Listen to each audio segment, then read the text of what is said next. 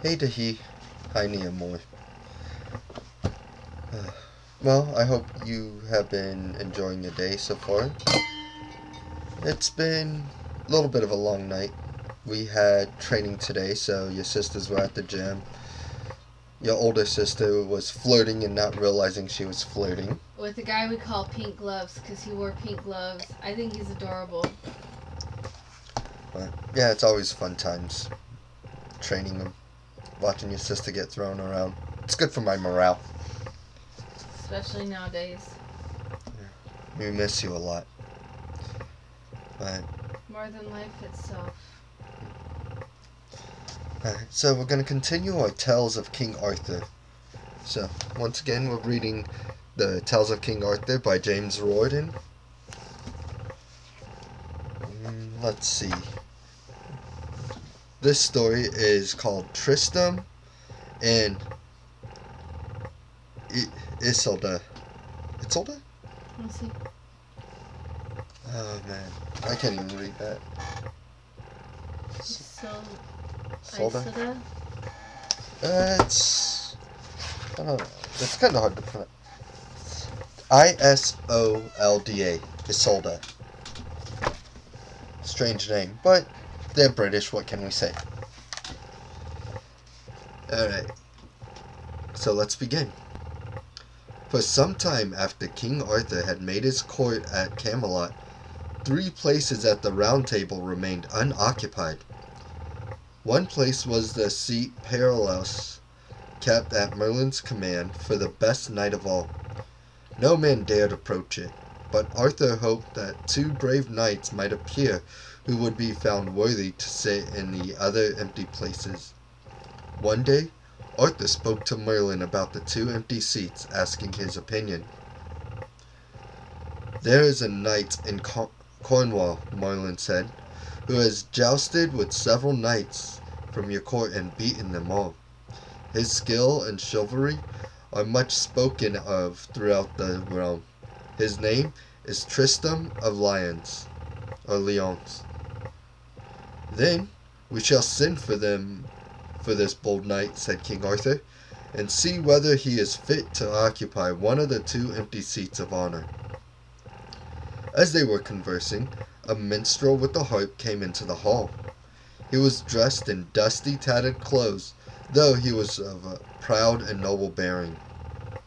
"Come and play for us, stranger," said King Arthur. "Take a seat and drink of wine to refresh yourself. Then you may sing to us of fair damsels and the adventures of valiant knights. Have you journeyed far?" "I have come from Cornwall," said the minstrel. "Ah, then perhaps you've heard of Tristram of Lyons," the king exclaimed. "I hear he's a fellow of some renown." "You shall judge for yourself, sire," replied the vagabond. "As soon as I have cleared the dust from my throat with your sweet wine, I shall relate his story to you. And a mighty sad tale it is." In a while, the man sat upon a stool some way from the table and began to play his harp. And as the company listened to the music, they drew closer to him, for none had ever heard such sweet and sorrowful notes. They touched the heart and blurred the eyes. "There was once a king, Meliodas, lord of Lyons," the minstrel began, "who wed the sister of King Mark of Cornwall. Her name was Elizabeth, and she was a good and pretty maiden. Within a year, Elizabeth convinced her child. I skipped a complete sentence. Alright, let's retry this. The minstrel began, "Who wed the sisters of King Mark of Cornwall. Her name was Elizabeth, and she was a good and pretty maiden. Within a year, Elizabeth conceived a child, and one day, just before the birth was due, she and her maid went walking in the forest to meet her beloved husband as he returned from hunting. All of a sudden, the birth pains began, and her baby was born upon the forest floor. Although the maid did all she could, The cold chill of the forest evening brought death to the young mother. Before dying, she looked at her newborn child and whispered, "Oh, my little son, you are born in such sad circumstances that I shall call you Tristram." Thereupon the queen gave the ghost and died. King Meliodas mourned for 7 years, then married the daughter of King Howell of Brittany, and had another son. The new queen was cruel-hearted, and wishing her own son to inherit the land of Lyons, she resolved to poison young Tristram. So she put poison in a silver cup in Tristram's room, hoping that he would drink it. But sad for her, her own son ran into Tristram's room from play, saw the drink, and downed it in one draught. He died within the hour. The queen was now heartbroken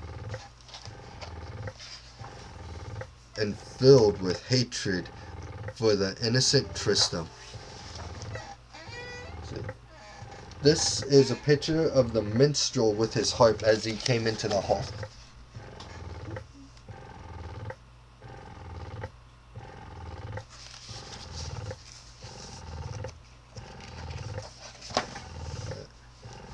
So, because she could not bear to see him, she persuaded her husband to send the boy about the realm to learn the ways of noble knights.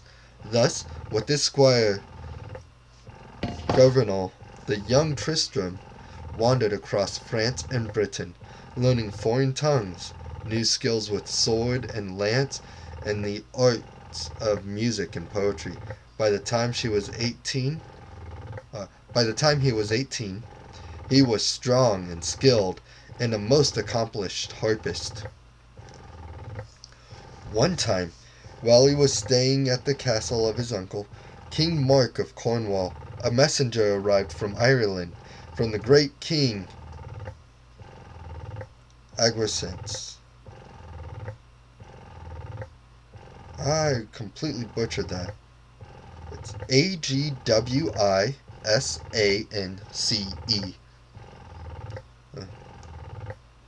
Agwisance? Agwisance? Well, Dahi, as you know from your first name, names based off of Irish can be a little confusing when it comes to spelling, much like your sister's middle name, Leonanchi. So we'll just chalk it up to the Irish spur. For many years, Cornwall had to pay tribute to the Irish king, but these 7 years past, King Mark had fallen into debt. The tax-collecting envoy was none other than Sir Maurice, one of the strongest knights of the Round Table, and a brother to the Queen of Ireland. "Pay your debts," Sir Maurice told the king, "or I shall challenge you or one of your knights to avenge Ireland's honor." But there was no knight at King Mark's court who dared to joust with the fearsome Maurice. Then Tristram spoke to the king, requesting that he be made a knight, so that he might accept the challenge. Eager to avoid the joust himself, King Mark readily made Tristram a knight, and soon the battle was arranged on an island of the coast of Cornwall, by which Sir Maurice's ships were anchored. When King Mark and his barons saw how Sir Tristram departed with such valor to fight for Cornwall, there was not a noble man or woman who did not weep at his fate. Conscience struck that so young and good a knight should sacrifice himself on their behalf. When Sir Tristram had been ferried to the island by his squire Governal, with horse and in full armor, he saw Maurice galloping towards him in the distance. Holding up his lance and shield, Tristram set off at a pace to meet the charge. The two knights clashed so fiercely that both were flung to the stony ground. The young man received a piercing blow from Maurice's lance, which left a gaping wound in his left side. Both men rose together, swords at the ready, and struck at each other wildly ferociously. Thus they fought for more than half the day. until both were sorely wounded and caked in blood. At last, Sir Maurice began to tire, and was unable to fend off a mighty blow that cut right through his helmet and bit into his skull, leaving a piece of the sword's edge lodged there. Sir Maurice fell dazed to his knees, cast down his sword and shield in surrender, and then staggered, groaning, to his ship. I don't know, for a sword to break like that, probably an issue with the tempering. His men sailed forthwith to Ireland, and although many surgeons tried to heal his wounds, he shortly died. His sister, the Queen of Ireland, kept the piece of sword taken from her brother's skull, swearing one day to have revenge upon its owner. Meanwhile, Sir Tristram, himself sorely wounded, was carried to a boat and taken back to the castle at Tintagel, where he lay close to death for a month or more. His uncle and the barons did all they could to save him, summoning wise women and herbalists from all around to try their cures. At last, a wise woman advised the king that Tristram had been struck by a poisoned lance, and that he could only be completely healed in the land from which the poison came. There seemed nothing for it but to send Tristram to Ireland. So as soon as he could walk, he and the faithful governor boarded a ship bound for the Irish coast. After several adventures they came, finally, to the castle of the King and Queen of Ireland. Tristram was made welcome as the laws of hospitality demanded, and in return he played his harp for the royal household. So entranced was the king by the lilting music of the harp that he begged the pale young minstrel to remain a while at the castle. "But tell us who you are," said the king, "and why are you so wan, and pale?" "I hail from the land of Lyons, across the sea in France, and my name is Tramtrist," the lad replied, turning round his name. "I was wounded in a battle, and I am not yet fully recovered." "Perchance we can help you," the king said. "My daughter, Isolda, is skilled in the art of healing and the lore of herbs. If she cannot heal you, then no one can." The king's daughter duly cleaned the wound, found the poison, and brought herbs that were an antidote to the toxin. Within weeks, Tristram was completely restored to health. While he was being nursed by the fair Isolda, Sir Tristram began to fall in love with her, and she with him. They spent many happy hours together, she recounting the many folk tales of Ireland, and he teaching her to play the harp and sing the sad romances of his native France. Now there was at the Irish court a powerful knight, Sir Palmodius, a Saracen. He too loved Isolda the Fair, and dearly wished to wed her. He was even ready to renounce his Muslim faith and become a Christian for her love.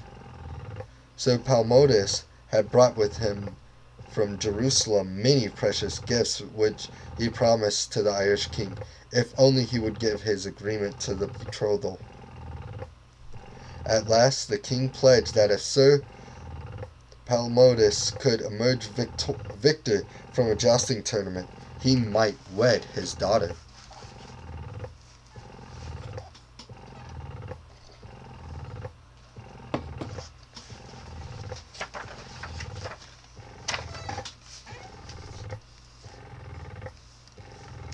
Thus, a great tournament was announced, and the news of its broadcast far and wide to England and Cornwall, Wales and Scotland, France and Brittany. Soon the most famous knights in all of Christendom began arriving on the Irish shores. They included many of King Arthur's bravest knights. Poor Isolda was in despair, for she did not love the mighty Saracen, and was filled with horror at the thought of being his bride. When she appealed to her beloved Tristram, he told her, "I am only a newly made knight, and I am still weak from the wounds of my first battle. But rest assured, I shall do my best to save you, or die in the attempt.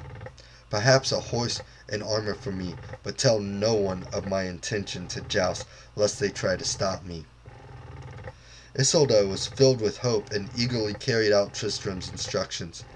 As the great day dawned, Sir Palomides rode forth to the tournament, resplendent in his shining armor and carrying his splendid black shield. As the joust began, he overthrew first one, then a second, then a third, then a dozen bold knights who took up his challenge. Even such hardy knights as Sir Gawain and Sir Gareth, Sir Agravian, Sir Kay were defeated, so that the people at the tournament felt no man could stand against the Saracen. You want to say something to your brother? Or do you just want to sleep? Serenity was flirting with the boys. No, I was not. Yes, you were. No. She was. No. It was adorable. No, I wasn't there, wasn't. but I can only imagine. See, not you need to flirting. hurry up so you can come home and pick on your sisters like we do. I was not flirting. They're making it up. Says the girl who was flirting. I was not flirting. Just messing around and goofing off like Emery does. Goofing off and flirting with No. a boy. No. On the second day, it seemed once again as if the Knight of the Black Shield, as the crowd called him, would carry all before him. Isolda, however, had obtained a white horse and silver armor for Sir Tristram. She buckled on the armor and trappings herself and let Tristram out of the castle by a private gate, so that no one should stop him. Suddenly, therefore, the crowd was surprised to see riding on the tournament field a stranger on a white horse come to challenge Sir Palomides.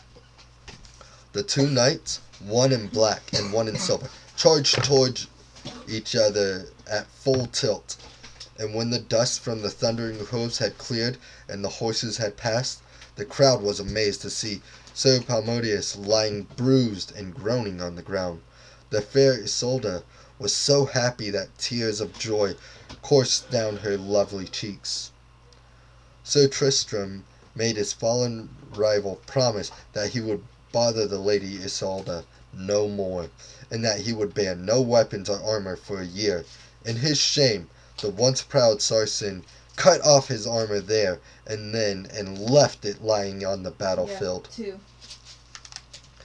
Only then did Sir Tristram remove his helmet, so revealing his identity to the king and all the knights about. Now he was even more honored than before. Straight after the joust, Tristram went to clean the dust of battle from himself and ease his aching body. While he was lying in the bath, the queen and her daughter waited in the outer chambers, ready to take him to the king. The queen noticed his sword lying on the bed. On a sudden whim, she drew it from the scabbard to admire the noble blade, and straightway she saw that a piece of steel was missing some 18 inches from the tip. Her suspicions rapidly aroused. She hastened to her own room and took from her cupboard the piece of sword cut from Marius's head. When she matched the piece of steel to Sir Tristram's sword, it fitted perfectly. In a rage, the queen gripped the sword and rushed back, intending to run through Tristram in his bath. But she was restrained by Tristram's squire Gavenal. Foiled of her revenge, she ran directly to King Agrisense to tell him of her discovery. "My lord, you have a traitor in your midst," she cried.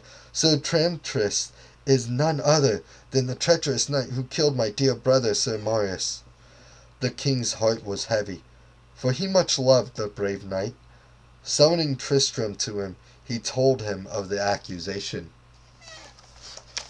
This is a beautiful picture of Tristram and Isolda. Tristram wearing his borrowed armor. The fair maiden Isolda with her flaming hair. Yeah, I'm no bard,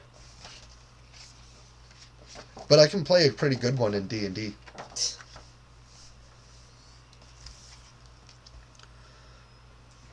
Tristram at once confessed What I did was for my country, since no other knight would accept Marius's challenge. Having received a poisoned wound, I had to come here to be healed, and I did not dare reveal my true identity. I therefore turned my name from Tristram to Tramtris. Pray, forgive my forced deceit." "I cannot blame you," said the king. "You acted as a true knight should, but now you must leave my court, for I fear the queen will succeed in her revenge should you remain." "Sire," said Tristram, "I thank you for your goodness. I vow that everywhere I go I shall be your daughter's devoted servant, her true knight in right and wrong. I ask only that you give me leave to say a parting word to my dear Isolda." The king having given his assent, Tristram went straight to his beloved to say farewell. He told her everything without embroider, who he was and what he's done. "Oh, gentle knight," Isolda sobbed, "my heart breaks at this parting. I pledge to you that I shall wed no one unless it be with your consent." With that, they exchanged rings swearing eternal love, and Tristram departed, sailing back to his uncle, King Mark of Cornwall. There he lived, sorrowing for his true love, and confiding in his uncle about the beauty and goodness of the fair Isolda. Now King Mark, though at first delighted at the knight's return, gradually came to envy the young man for his skill at jousting, hunting, and play in the heart. Jealousy began to spoil his life, for he himself had been the undisputed champion of the sword before Tristram's return. So he plotted to be rid of him, and at the same time gain himself a wife. He thought that if he sent Tristram back to Ireland, he would soon be killed by the vengeful queen. "My dear nephew," he said one day, "since I have no queen, it would be fitting to invite the Lady Isolda to reign over these Cornish lands, as you say she is passing fair and gracious, so I entrust you with the noble mission of sailing to Ireland to bring her back to me." Sir Tristram was a loyal knight, and though dismayed at the thought of giving up his loved one, it pleased him to know Isolda would be his queen and that he could serve her truly. So he set sail once more and came to Ireland to ask for the fair Isolda's hand in marriage to King Mark of Cornwall. "Would that it had been for yourself," you asked the King Agrarians, "for my daughter loves you dearly, and I would be honored to have you as my son." Sir Tristram was greatly moved, but answered gently, "No greater honor could befall me than to wed Lady Isolda, for I love her most deeply. But I have given my word as a knight to my uncle, and cannot break it." When Isolda was told of Sir Tristram's mission, she too grieved deeply, but the hate-filled lust for revenge more deeply than his death. Oh, I skipped. But the hate-filled queen was pleased. She felt that Tristram's pain at seeing Isolda wed another would satisfy her lust for revenge more deeply than his death. To make him suffer even more, she had a love potion prepared, so that when Isolda and King Mark drank it together, they would fall deeply in love, and all thoughts of Tristram would fly forever from her daughter's mind. This potion was entrusted to Isolda's maid, the Dame Bragwaine. Tristram and Isolda set sail with a party of servants to make for the Cornish coast. When the ship was at sea, Isolda complained to Tristram that the sea air made her thirsty. "I have discovered a flask hidden in Dame Bargren's cloak," she confided. "It looks like a rare sweet wine. Let us slake our thirst from it." So they drank to one another, enjoyed the cool, sweet liquid, and were fair content. And, of course, the potion did its work. Their love became a bond that bound them all their lives. Never has there been a greater love than that between Tristram and Isolda. And because of it, Tristram suffered the cruelest torture, since he had to keep his word to the Cornish king, even though his heart was near to breaking. In due course they arrived in Cornwall, and Isolda was soon married to King Mark. It was not long, however, before the king divined that Isolda's heart would never belong to him. So his hatred grew even fiercer for the man who had served him loyally at all times and in all things. "There is little more to tell," the minstrel said, at King Arthur's court related. "Tristram of Lyons lived true to his name, born in sorrow. His fame spread far and wide, and he kept his secret love imprisoned within his heart. Then one spring day, as the fair Isolda, now Queen of Cornwall, was wandering alone by the banks of the clear stream, she chanced upon the object of her love. He was sitting musing sadly in his lonely grief.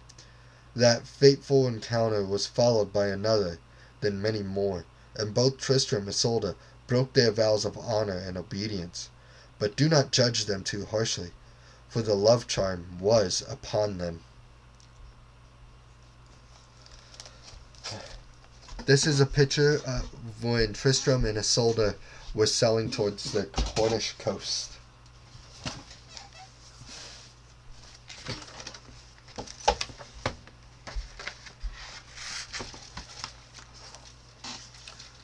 Before long, whispers began to reach King Mark of their secret meetings and their deceit, and he had Sir Tristram banished from Cornwall, so that he could never again set eyes upon Isolda.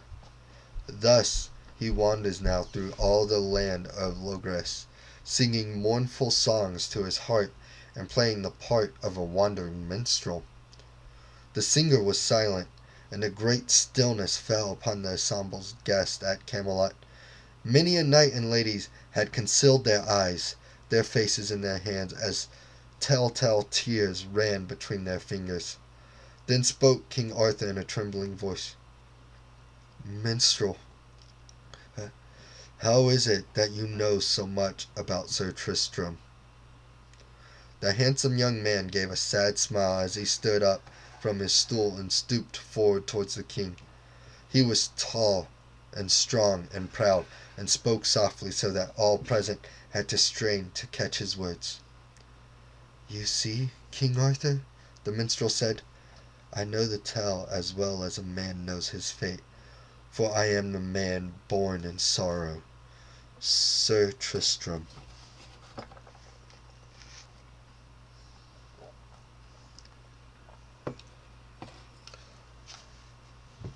A gasp of surprise mingled with pity came from all the guests, but Arthur rose and took Tristram's hand in his. "Welcome to Camelot, Sir Tristram," he said. "A place of honor awaits you at our table.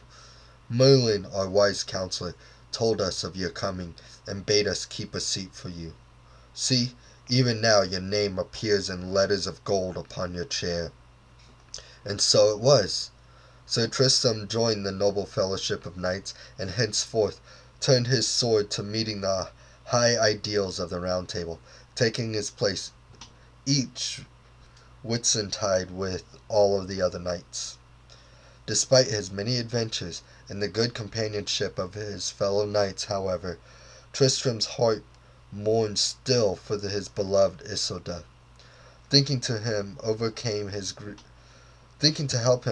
his grief, King Arthur sent for a most lovely and clever maiden, also named Isolda, daughter of the Duke of Arundel.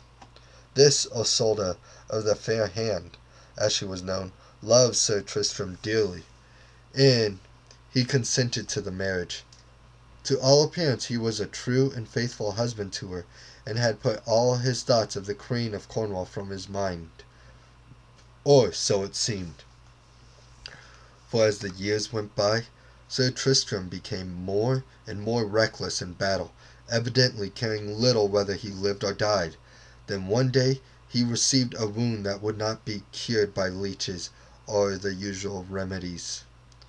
When he knew that he was dying, he begged his faithful governor to set sail for Tintagel Castle and inform Isolda of his sickness. If she agreed to come, Governor was to hoist a white sail on his ship when he returned, so that Tristram would be forewarned. But if she declined, he was to raise a black sail. The fair Isolda needed no persuasion. She left at once, and within a week the ship bearing her Governor was returning with the gleaming white sail billowing in the rain. By now, however, Tristram lay upon his bed, too weak to rise, so he asked his wife, "Pray, go down to the cliff and see Governor's ship is coming. If the Queen of Cornwall is on board, the sail will be white. If she is not, it will be black. Thus shall I know." Now, Sir Tristram's wife knew all there was to know of her husband's undying love for the fair Isolda, and in her unhappy jealousy she told him a lie on her return. "I have seen Governor's ship a long way off," she said. "Its sail is all in black." Of that there is no doubt. Tristram sighed deeply, as if a knife had pierced his heart, and he turned his head to the wall, hiding his tear-stained face. "I love you, my fair Isolda," he murmured, "but I will never see you again. Farewell, my beloved." With that, he succumbed to pain and ceased to fight more for his life. Within the hour the faithful Sir Tristram of Lyons was dead. When the lovely Queen of Cornwall, fair Isolda, came into the room some moments later, she fell upon her knees, her tears falling upon his still warm face. So deep was her grief that she breathed her last upon her loved one's breast, dying of a broken heart. They were buried together in a single grave, and over the grave were planted 2 rose bushes, one red, one white, so that as they grew they inclined towards each other until the blossoms kissed and their branches intertwined. As time went by, they grew into a single bush bearing roses that were pink. Never in all eternity have there been such faithful lovers as Sir Tristram and the fair Isolda. The pictures over here. This is a picture of Tristram with King Arthur, and the final illustration for this one is of the grave with the roses growing.